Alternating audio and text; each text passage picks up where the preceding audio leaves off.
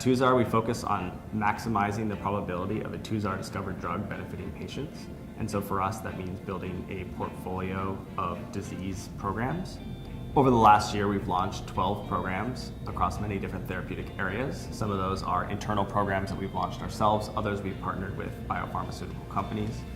One of those collaborations that we recently announced is with Radin, a San Francisco-based biotech, and that's focused in endometriosis, a fibrotic disease. For our collaborations, we really focus on complementary capabilities, where twoXAR brings the rapid and accurate discovery capabilities, and our biopharmaceutical partners bring the development capabilities so that we can make the whole timeline of drug development a little bit more efficient. So I think for us, the ideal partnership has a number of aspects to it. First and foremost is a company that's looking to bring innovation into their drug development systems.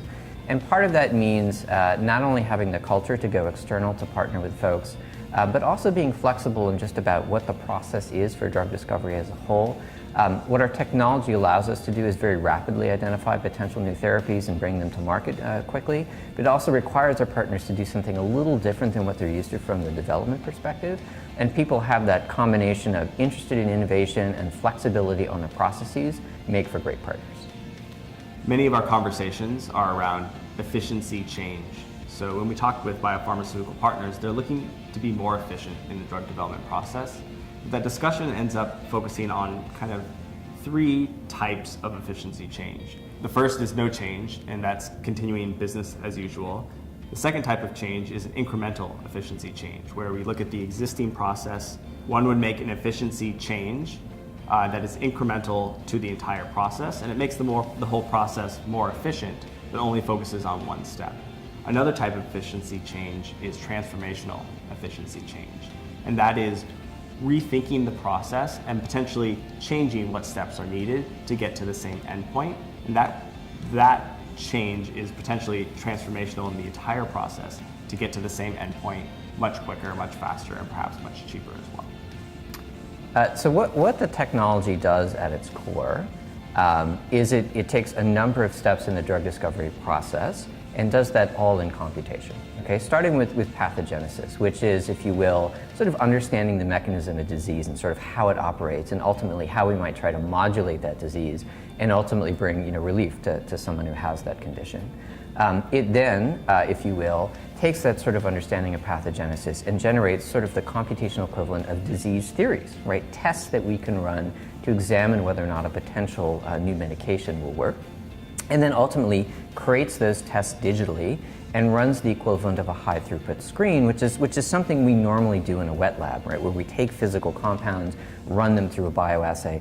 All of that is happening in computation, and what it allows us to do is take these multiple complex, very expensive steps that take millions of dollars over the course of many years, produce that same output literally within a matter of minutes. And what we're able to do at that end of that process is have our success rate, the likelihood that we show efficacy in an animal study, is approximately 30 times higher than the old process. One of the proof of concept studies that we talk about publicly is our rheumatoid arthritis program. And in that program, we identified 10 potential drug candidates to treat rheumatoid arthritis, all focused on novel biology, so acting in different ways than standard treatments do for the disease. We tested 10 of those directly in animal studies, and 3 of them showed statistically significant efficacy across the standard endpoints.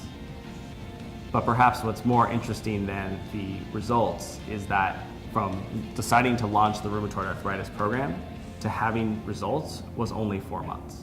And that's just one example. We've done that across many different therapeutic areas, and we've launched about a dozen programs to date over the last year.